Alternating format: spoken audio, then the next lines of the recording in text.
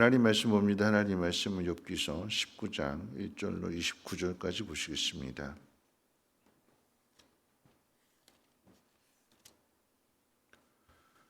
하나님 말씀 욥기서 19장 1절로 29절까지 제가 1절 2절부터 읽고 한 절씩 교독했습니다. 욥이 대답하여 이르되 너희가 내 마음을 괴롭히며 말로 나를 짓부수기를 어느 때까지 하겠느냐? 너희가 10번이나 나를 학대하고도 부끄러워 아니하는구나. 비록 내게 허물이 있다 할지라도 그 허물이 내게만 있느냐? 너희가 참으로 나를 향하며 자만하며 내게 수치스러운 행위가 있다고 증언하려니와 하나님이 나를 억울하게 하시고 자기 그물로 나를 에워싸신 줄을 알아야 할지니라. 내가 폭행을 당한다고 부르짖으나 응답이 없고 도움을 간구하였으나 정의가 없구나. 그가 내 길을 막아 지나가지 못하게 하시고 내 앞길에 어둠을 두셨으며 나의 영광을 거두어 가시며 나의 관모를 머리에서 벗기시고 사면으로 나를 헐으시니 나는 죽었구나. 내 희망을 나무 뽑듯 뽑으시고 나를 향하여 진노하시고 원수같이 보시는구나. 그 군대가 일제히 나와서 길을 도두고 나를 치며 내 장막을 둘러 진을 쳤구나. 나의 형제들이 나를 멀리 떠나게 하시니 나를 아는 모든 사람이 내게 낯선 사람이 되었구나. 내 친척은 나를 버렸으며 가까운 친지들은 나를 잊었구나. 내 집에 머물러 사는 자와 내 여종들은 나를 낯선 사람으로 여기니 내가 그들 앞에서 타국 사람이 되었구나. 내가 내 종을 불러도 대답하지 아니하니 내 입으로 그에게 간청하여야 하겠구나. 내 아내도 내 숨결을 싫어하며 내 허리의 자식들도 나를 가련하게 여기는구나. 어린 아이들까지도 나를 업신여기고 내가 일어나면 나를 조롱하는구나. 나의 가까운 친구들이 나를 미워하며 내가 사랑하는 사람들이 돌이켜 나의 원수가 되었구나. 내 피부와 살이 뼈에 붙었고 남은 것은 겨우 잇몸뿐이구나. 나의 친구야, 너희는 나를 불쌍히 여겨다오. 나를 불쌍히 여겨다오. 하나님의 손이 나를 치셨구나. 너희가 어찌하여 하나님처럼 나를 박해하느냐? 내 살로도 부족하냐? 나의 말이 곧 기록되었으면 책에 쓰여졌으면 철필과 납으로 영원히 돌에 새겨졌으면 좋겠노라. 내가 알기에는 나의 대속자가 살아계시니 마침내 그가 땅 위에 서실 것이라. 내 가족이 벗김을 당한 뒤에도 내가 육체 밖에서 하나님을 보리라. 내가 그를 보리니 내 눈으로 그를 보기를 낯선 사람처럼 하지 않을 것이라. 내 마음이 초조하구나. 너희가 만일 이르기를 우리가 그를 어떻게 칠까 하며 또 이르기를 이의 뿌리가 그에게 있다 할진대 너희는 칼을 두려워할지니라. 분노는 칼의 형벌을 부르나니 너희가 심판장이 있는 줄을 알게 되리라. 아멘. 오늘 이 19장의 말씀은 어제 18장에서 빌다시 욥과 이제 두 번째 변론을 한 말에 대한 대답이 됩니다. 이 역시도 계속해서 똑같은 형식으로 먼저 이제 친구들에 대한 이야기를 하게 되는 거고요. 그 다음에 이제 두 번째로는 하나님에 대하여 탄식하게 되는 것이고, 그리고 세 번째로는 그 속에서 이제 자기 자신에 대한 탄식을 하게 되는 그런 내용들을 담고 있습니다. 가장 먼저 친구들에 대한 비판은 너희가 내 마음을 괴롭히며 말로써 나를 짓부수기를 어느 때까지 하겠느냐. 너희가 나를 10번이나 학대하고도 부끄러워 아니하구나. 나를 도대체 언제까지 이렇게 괴롭히겠느냐. 그러니까 고난의 이유를 안다면 그 마음이 한결 편하고 또 그 고난이 언제까지인지를 알게 된다면 그러니까 소망이라고 하는 것이 생겨서 그래서 잘 참으면 그때까지만 버티면 견디면 되겠다라고 하는 어느 정도의 답이 나오지만 그런데 이것을 전혀 알지 못한다면 왜 고난을 당하는지 그리고 이 고난이 언제까지인지를 알지 못하면 그것처럼 답답한 게 없지요. 고난이 계속되고 또 상황들이 변하지 않고 관계 역시도 계속해서 더 나빠지게 된다면 절망적일 수밖에 없습니다. 그건 당연한 거겠죠. 자, 이런 상황 속에서 하나님에 대한 탄식을 이어가게 될 때에 7절 말씀 가운데 보면 내가 폭행을 당한다고 부르짖으나 응답이 없고 도움을 간구하였으나 정의가 없구나. 욥이 당하는 이 상황들을 오늘날로 이렇게 비유해서 이야기한다면 길거리에서 갑자기 묻지마 폭행을 당하는 거야. 지나가던 사람이 그냥 지나쳐 가는데 갑자기 이 사람이 돌변해 가지고 갑자기 뭐 주먹으로 때리든 뭐 아니면 뭐 돌로 때리든 그런데 그렇게 무차별로 폭행을 당하고 있는데 주변 사람들이 좀 도와줘야 되는데 아무도 도와주지 않고 구경만 하고 아니면 자기 길을 그냥 간다면 그것처럼 답답하고 원통한 일이 없는 거죠. 뭐라고 이야기하냐면 도대체 정의가 없구나. 여러분 우리가 제일 힘들어하는 게 바로 이런 모습들이에요. 내가 억울한 일을 당했는데 6절 말씀에서도 하나님이 나를 억울하게 만드셨다 이렇게 욥이 이야기하는 것처럼 억울한 일을 당했는데 그 억울한 일을 풀어줄 사람도 없고 그 사회가 전혀 무관심해 버린다라고 하면 철저하게 고립되어져 있고 철저하게 혼자가 되는 거잖아요. 요즘 사건 사고들이 많이 일어나는 것 가운데 그런 거죠.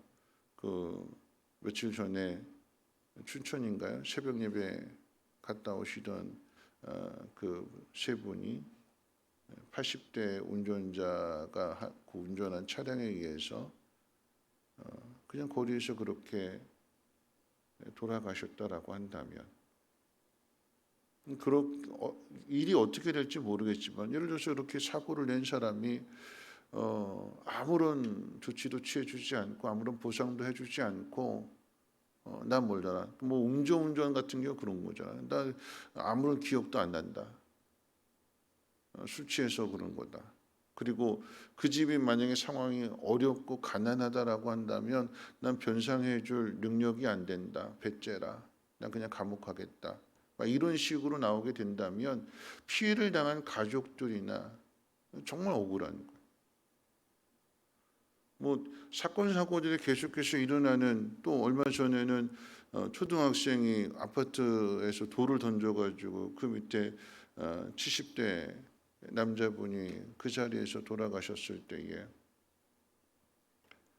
나이가 어리기 때문에 형사처벌도 안 되고 보상하는 문제도 여의치 않고 이렇게 될 때 그 유가족들로서는 너무나 억울하고 답답한 것이고 시대에 대해서 원망할 수밖에 없고 사회에 대해서 원망할 수밖에 없으니까 욥도 하나님에 대해서 탄식하기를 내가 하나님 앞에 이 고난에서 좀 벗어나게 해달라고 아무리 기도를 했는데도 하나님이 응답해 주시지 않고 여전히 상황은 나아지지 않고 똑같은 상황이라고 한다면 좀 지칠 수밖에 없는 거죠. 거기에 더하여 이제 스스로 탄식하게 되는 그런 내용이 이제 14절부터 16절 말씀까지 보면 내 친척이 나를 버렸고 가까운 친지들은 나를 잊었으며 내 집에 머물러 사는 자와 또 여종들은 나를 낯선 사람으로 여기니 내가 그들 앞에서 타국 사람이 되었구나. 더 기가 막힌 것은요. 내가 내 종을 불러도 대답하지 아니하니 내 입으로 그에게 간청해야겠구나. 주인이 종에게 일을 명령하면 종이 그 명령을 따라서 순종하고 주인의 말을 잘 듣는 것이 이것이 당연한 일인데 이 당연한 일이 당연한 일로 되지 않아요. 욥이 당하는 그 고난 통해서 이제는 종들까지도 이 주인을 욥을 무시하는 거죠. 투명인간 취급하는 것처럼 그 존재를 부정하는 것입니다. 여러분 우리가 살아가는 이 시대도 여러분 꼭 욥의 고난이 아니어도 부모가 자녀에게 가르치면 그 자녀는 부모의 말씀을 잘 따라야 되는데 말 안 듣잖아요. 간청해야 되잖아요. 간청해야 되잖아요. 부모와 자녀의 관계뿐만 아니라 교사가 학생에게도, 교사가 가르치는 것을 학생들이 잘 듣고 배우고 따라와야 되는데, 인격적으로나 지식적으로나 잘 배워야 되는데, 그렇지 않고 이제는 교사가 학생들에게 간청하는 시대가 됐어요. 사장이, 가게 주인이, 사장이 아르바이트 학생에게 간청해야 되는, 제일 힘든 게 뭐냐? 사람들 때문에 힘들다고 그래요. 사람들 때문에. 그럼 이런 모습 속에서 자기 존재마저도 부정당하는 거예요. 내 존재를 아무도 인정해 주지 않고, 당연히 존중해 줘야 되는데 존중받지 못하게 되고, 이제는 오히려 주인이 종에게 간청해야 되는 그런 비참한 처지 속에서 이 욥이, 참 놀라운 건 뭐냐면 오늘 25절 26절 말씀 가운데 보면 그런 상황 속에서 놀라운 고백이 나오게 되는데, 내가 알기에 나의 대속자는 살아계시니 마침내 그가 땅 위에 서실 것이라. 내 가족이 벗김을 당한 뒤에도 내가 육체 밖에서 하나님을 보리라. 그럼에도 불구하고 하나님은 살아계신다. 하나님이 나를 붙들고 계신다. 내가 비록 하나님께서 내 생명을 거두어 가신다 할지라도, 그러니까 내 가족이 벗김을 당한 뒤에 내가 내 육체 바깥에서 하나님을 본다라고 하는 것은 내 영혼과 육체가 분리되어지게 되는 거예요. 죽음인 거죠. 죽음을 통해서 우리의 영혼과 육체가 분리되어졌을 때에 내 영혼이 바깥에서 내 육체를 보고 있다라고 하는 것. 그런데 그런 상황이 온다 할지라도, 내가 이 고난 속에서 건짐받지 못하고 내가 이 고난 속에서 그대로 죽임을 당한다 할지라도, 세상을 마친다 할지라도 뭐라고 이야기하는가? 27절 말씀, 내가 그를 보리니 내 눈으로 그를 보기를 낯선 사람처럼 하지 않을 것이라. 하나님은 나를 낯선 사람처럼 취급하고, 하나님이 나를 버리신다 할지라도, 내 동댕이 쳐진다 할지라도 나는 하나님을 낯선 하나님으로 생각하지 않을 것이다. 여러분, 놀라운 신앙의 고백입니다. 친구들로부터 그렇게 조롱을 당하고 비판을 당하고, 가까운 친척들이나 친지들이나 이웃들이나 심지어는 내 집에 살고 있는 종들, 심지어는 뭐 자녀들 다 죽었지만 오늘날 우리 시대로 이야기한다면 자녀들이 그 부모를 인정해 주지 않고 따라주지 않고, 이런 상황들 속에서 이 극심한 고난 속에서 욥의 놀라운 신앙의 고백이 나오더라라고 하는 거죠. 그래도 내 주님은 여전히 살아 계신다. 하나님이 나를 억울하게 만드셨고 내가 어떻게 되어질지 장담할 수 없지만, 혹 이렇게 내 인생이 끝난다 할지라도 나는 내 육체 바깥에서 여전히 하나님과 함께 하겠다, 하나님을 낯선 하나님으로 생각하지 않겠다라고 하는 고백입니다. 여러분, 이 위대한 신앙의 고백이, 또 이런 위대한 믿음이 어디서 나오는가를 한번 생각해 보십시오.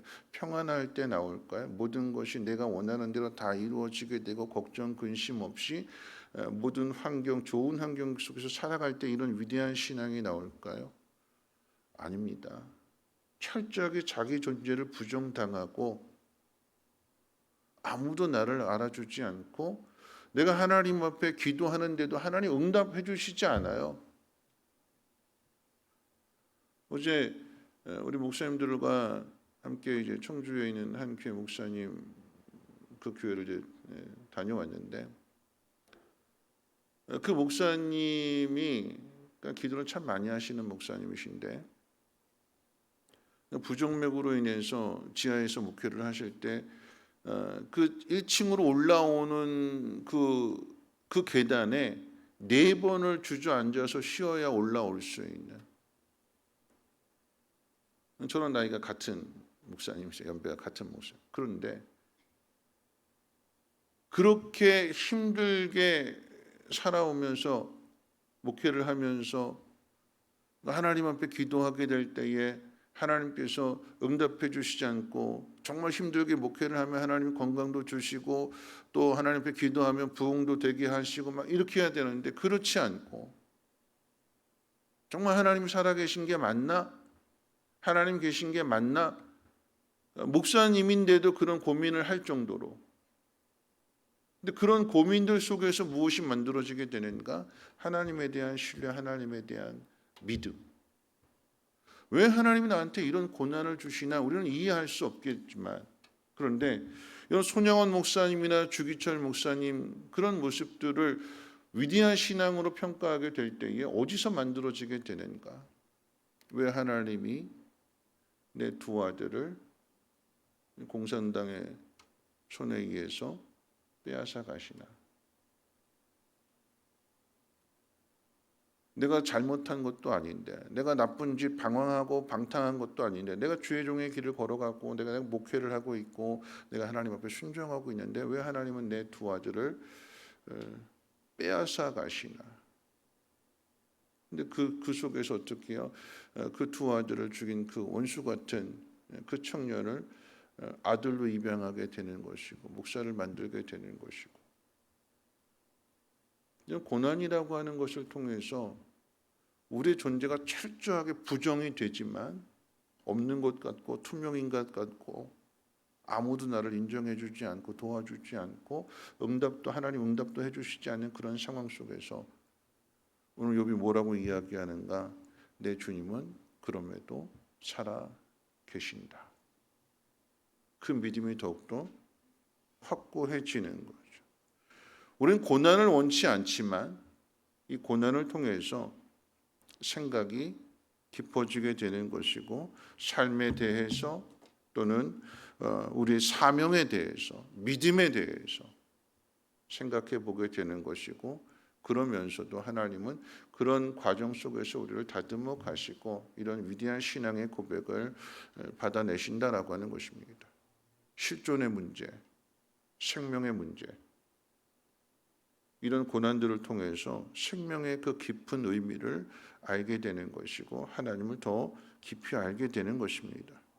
내가 당하는 일들, 욥과는 비교할 수 없겠지만 그럼에도 그 절망감이나 이런 것들은 누구나 다 똑같이 욥처럼 그렇게 끝났구나, 하나님 응답해 주시지 않는구나, 답답하구나, 속상하구나, 그 절망감은 똑같을 거예요. 내가 당하는 그 고난 속에서 나는 무엇을 만들어낼까? 욥은 정말 우리와는 비교할 수 없는 그 극심한 그 고통, 고난, 아주 밑바닥까지 떨어지는 것만 아니라 아예 떨어져서 짓밟히는 그 상황 속에서도 내 주는 살아계신다. 하나님은 나를 마치 낯선 사람처럼 그렇게 나를 외면하셨지만 나는 하나님을 낯선 하나님으로 생각하지 않는다 하는 이 신앙의 고백이 저와 여러분들의 고백이 되기를 바라고, 고난의 그 의미를 잘 깨닫고 그 고난을 통해서 하나님 우리를 어떻게 다듬어 가시는가, 어떤 사람으로 만들어 가시는가, 그래서 그 고난을 이겨낼 뿐만 아니라 그 고난의 의미를 많은 사람들에게 증거해 주고 가르쳐 줄 수 있는 우리 신앙이 되시기를 주님의 이름으로 부탁을 드립니다. 우리 찬송가 170장, 오늘 이 말씀과도 상관이 있는 그런 찬송 가사인데요. 찬송가 170장 함께 찬송하고 기도하고 축도로 마치겠습니다.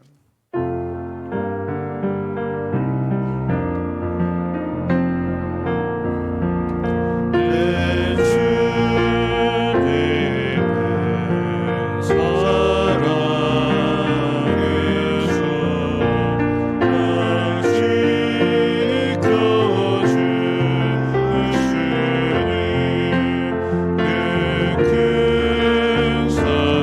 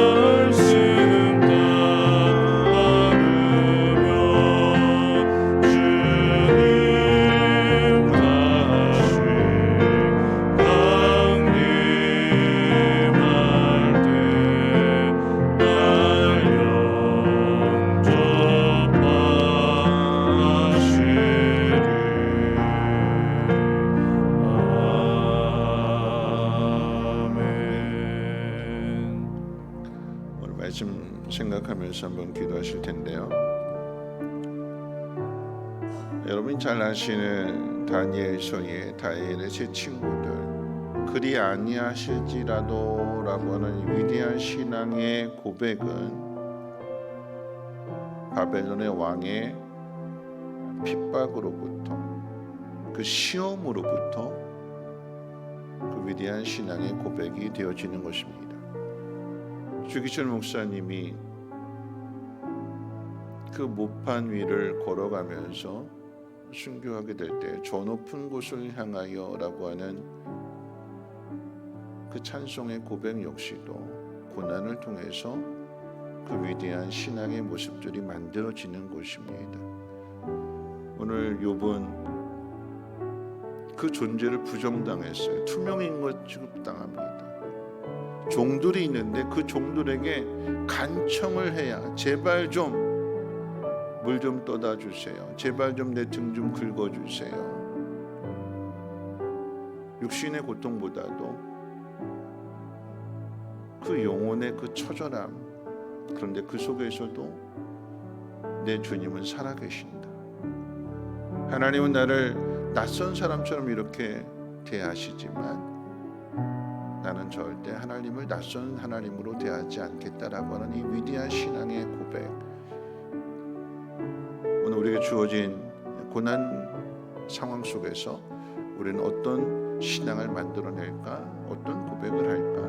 하나님, 고난 앞에서 무너지지 않게 하시고 고난을 이기는 믿음 되게 하시고 이 고난 속에서 우리의 믿음이 더 귀한 믿음이 되어줄 수 있도록 하나님 흔들리지 않게 붙들어 주시고 하나님 고난을 잘 버텨내고 견뎌낼 수 있도록, 그래서 마침내 하나님의 그 깊은 뜻을 깨달을 수 있도록 하나님 나를 붙들어 주시옵소서. 우리 함께 통성으로 하나님 앞에 기도합니다.